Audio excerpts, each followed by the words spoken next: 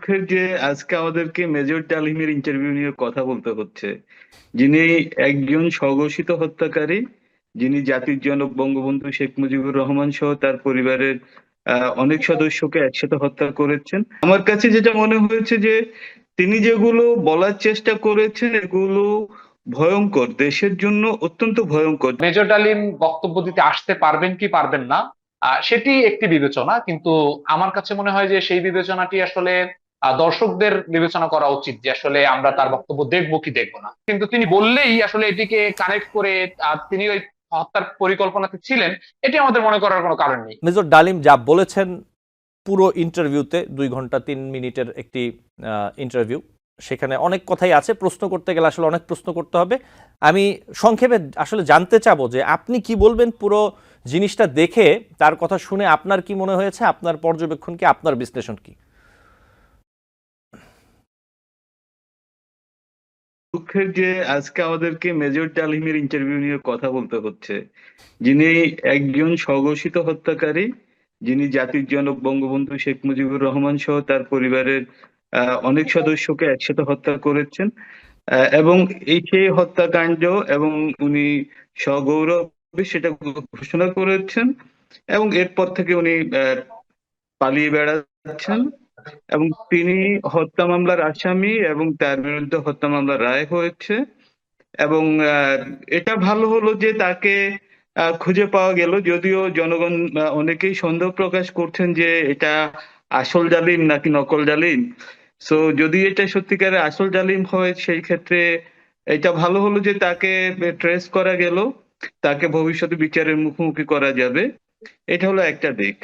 আরেকটা দিক হলো যে এটা পুরো জাতির জন্য একটা দুর্ভাগ্য। আমি মনে করি যে সাংবাদিকদের জন্য একটা দুর্ভাগ্য যে আপনি কার ইন্টারভিউ নিবেন, কি ন্যারেটিভ আপনি সোশ্যাল মিডিয়াতে ছাড়বেন এবং সেই ন্যারেটিভটা মানুষ কিভাবে গ্রহণ করবে। আপনি যদি একজন হত্যাকারীকে, আপনি চোরকে চোরের পক্ষে তার নিজস্ব একটা বয়ান থাকবে, তার নিজস্ব ব্যাখ্যা থাকবে। সো আমি যতখানি আমার আসলে প্রথমত হলো এই ইন্টারভিউ শোনার রুচি আমার হয়নি। আমি পত্রিকাগুলোর মাধ্যমে যে তথ্যগুলো আমি পেয়েছি, আমি পত্রিকায় পড়েছি, রিভিউ গুলো পড়েছি। তা আমার কাছে যেটা মনে হয়েছে যে তিনি যেগুলো বলার চেষ্টা করেছেন এগুলো ভয়ঙ্কর, দেশের জন্য অত্যন্ত ভয়ঙ্কর। দেশের জন্য এইভাবে যদি স্বাধীনতাকে স্বাধীনতার যুদ্ধকে যদি আপনি বিচার বিবেচনার মধ্যে আনেন, তাহলে এটা তো আপনি প্রকারান্তরে আপনি দেশের স্বাধীনতাকে অস্বীকার করছেন।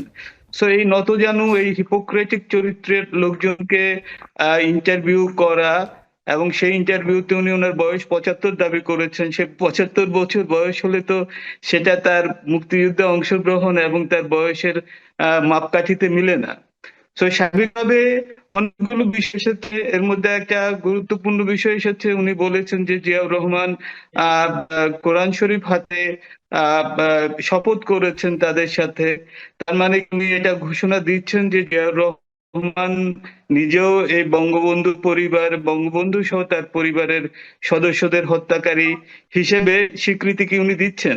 তো এটাও একটা উৎসাহের বিষয় যে বিএনপি বিষয়টাকে কিভাবে দেখতেছে, সেটা একটা দেখার বিষয়।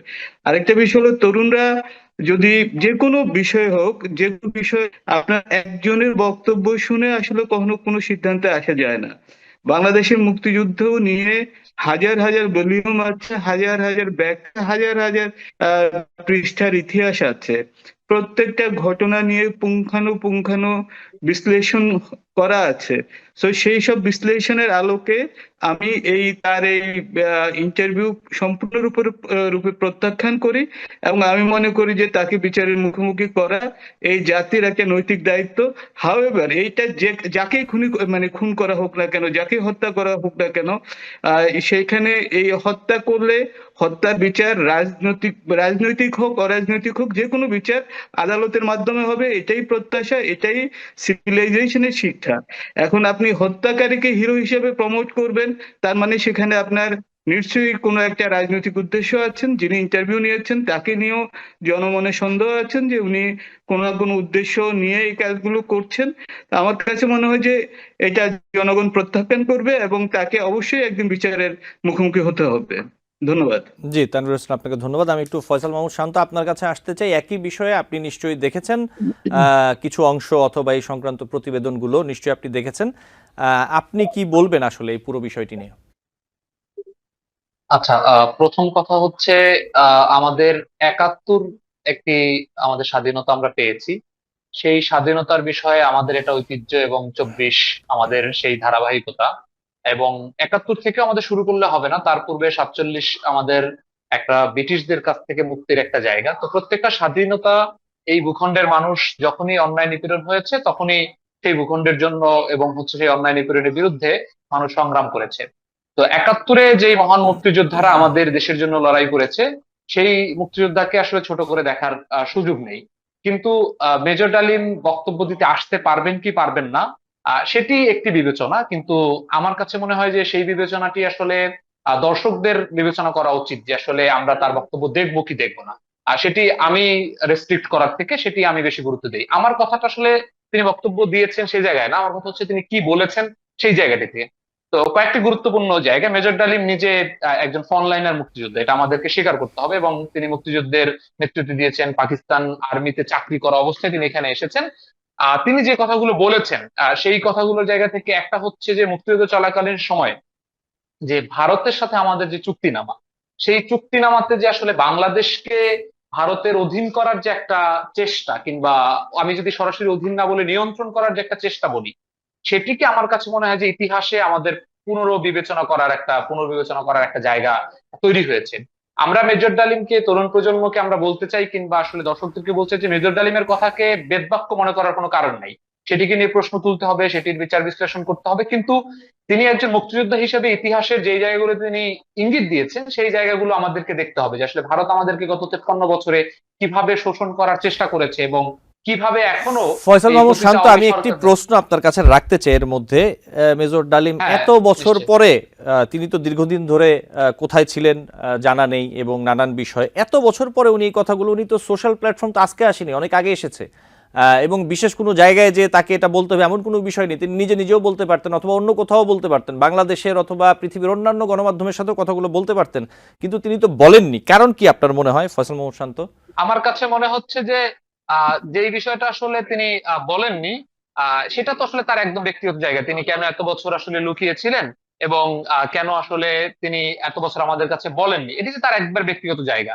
কিন্তু আমরা দেখেছি যে আহ বজলুর রশিদের একটি ইন্টারভিউ করেছিলেন আমাদের জিল্লুর ভাই, যিনি তৃতীয় মাত্রা প্রোগ্রামটি চালান, কিন্তু তিনি কিন্তু সেটি চালাতে পারেননি। এবং সেই জায়গা থেকে তিনি একাধিকবার চেষ্টা করেছেন। তিনি পরবর্তীতে যখন এই 5 আগস্টের পর পরিবর্তনের পরে তিনি সেটি চালিয়েছেন আবার নতুন করে। এখন সেই জায়গা থেকে হয়তো হতে পারে মেজর ডালিমের জায়গা থেকে এই একটি চিন্তা, যে যেহেতু এটি বর্তমানে চালানো গিয়েছে, তিনি হয়তো সেই জায়গা থেকে তিনি এসেছেন। এবং ইলিয়াস হোসেন এতদিন তাকে খুঁজে পেয়েছিলেন কিনা, এটি একটা প্রশ্ন। তো তিনি কেন আসলে এই মুহূর্তে বলেছেন, এবং স্টিল আমরা জানি না তিনি আসলে কোথায় আছেন এবং কোন জায়গা থেকে বলেছেন। তো এটি হতে পারে যে এখন মানুষ বা স্বাধীনভাবে কথা বলতে পারছেন, সেই জায়গা থেকে তিনি হয়তো উদ্যোগ নিয়েছেন, এবং দর্শকরা আসলে কিভাবে দেখবেন সেই জায়গাটি তিনি বোঝার চেষ্টা করছেন। এটি একটি জায়গা। আমি যে জায়গাটিতে ছিলাম সেটি হচ্ছে যে মেজর ডালিম এখানে আরেকটি গুরুত্বপূর্ণ জায়গা আছে, যে আসলে তিনি বঙ্গবন্ধু শেখ মুজিবুর রহমানের পরিবার সহ যে হত্যাকাণ্ডটি ঘটিয়েছেন, সেখানে তিনি জিয়াউর রহমানকে ইঙ্গিত করেছেন। সে বিষয়ে আসলে জিয়াউর রহমান এখন নেই, আর সে বিষয়ে আমরা কনক্রিট উত্তর পাবো না। কিন্তু ইতিহাসের ধারাবাহিকতা হয়তো এটিকে আসলে খোঁজার চেষ্টা করা যেতে পারে। কিন্তু তিনি বললেই আসলে এটিকে কানেক্ট করে তিনি ওই হত্যার পরিকল্পনাতে ছিলেন, এটি আমাদের মনে করার কোনো কারণ নেই। কিন্তু আমি মনে করি তিনি একই সাথে তার কথার অনেক ধরনের ইনকনসিস্টেন্সি রয়েছে, সেগুলো হয়তো পর্বে পর্বে আপনার সাথে আলোচনায় সেগুলো আসতে পারে।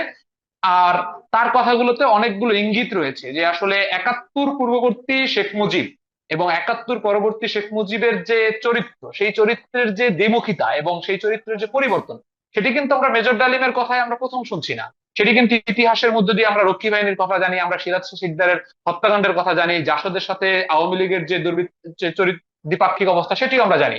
তো সেই জায়গা থেকে আসলে এমন কি পরিস্থিতি তৈরি হয়েছিল কিনা, যে আসলে শেখ মুজিবকে তখনকার সময়ের সেনাবাহিনী যারা মুক্তিযুদ্ধে নেতৃত্ব দিয়েছে তাদের অস্বীকার করার প্রয়োজনীয়তা দাঁড়ালো, তখনকার জনমানুষ কি রিয়াকশন দিয়েছে শেখ মুজিবের হত্যাকাণ্ডের পরে, এই বিষয়গুলো আসলে আমাদেরকে স্বাধীনভাবে বিচার করতে হবে। একজনকে আমাদের যেমন একেবারেই প্রশ্নহীন ফেরেস্তা বানিয়ে রাখার কোনো কারণ নেই, আবার একজনের বিরুদ্ধে এসে আরেকজন টকশোতে কি বা অনলাইনে কি বললো সেটিকে আসলে আমাদের বেদবাক্য ধরে নেওয়ার কোনো কারণ নেই। নিউ ইয়র্ক থেকে সম্প্রচারিত TVN 24 টেলিভিশন বিশ্বজুড়ে বাঙালির কণ্ঠস্বর।